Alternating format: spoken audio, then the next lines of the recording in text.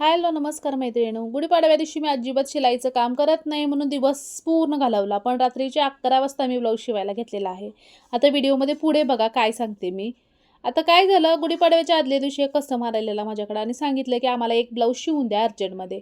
ठीक आहे म्हटलं, आणि शेजारचेच होते त्यामुळे नाही म्हटलं नाही, शिवून देते. गुढीपाडव्याच्या आदल्या दिवशी मी त्यांना ब्लाऊज शिवून रेडी केला. दुसऱ्या दिवशी गुढीपाडव्याच्या दिवशी अजून एक ब्लाऊज शिवून द्या, तेही दुसऱ्या दिवशी सकाळी 7 वाजता पाहिजे.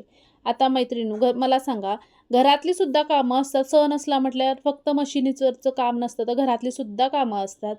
आणि मी दिवसभरामध्ये अजिबात शिवायचं नाहीच म्हणून ठरवलं, तरी रात्रीचे 11 वाजता शिवायला घेतलं. कारण नवीन दिवसही हे काम आलं होतं, त्यांनासुद्धा परत पाठवणं मलासुद्धा जमलं नाही आणि शेजारी असल्यामुळे ते सुद्धा परत जायला तयार नव्हते.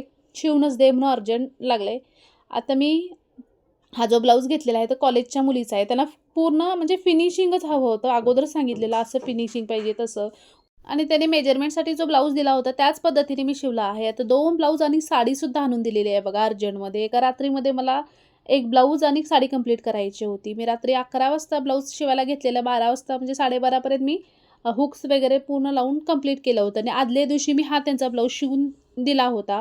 दुसऱ्या दिवशी तो शिवला आणि परत साडी मी सकाळी उठून लवकर पिको फॉल करून घेतला, कारण सकाळी 7 वाजता त्यांना मला हे कपडे पूर्ण द्यायचे होते बघा. असे सुद्धा कस्टमर असतात. तर अर्जंटचे पैसे मी जास्त घ्यायचे का मैत्रिणी, नक्की सांगा. आणि व्हिडिओ आवडला लाईक शेअर करायला विसरू नका.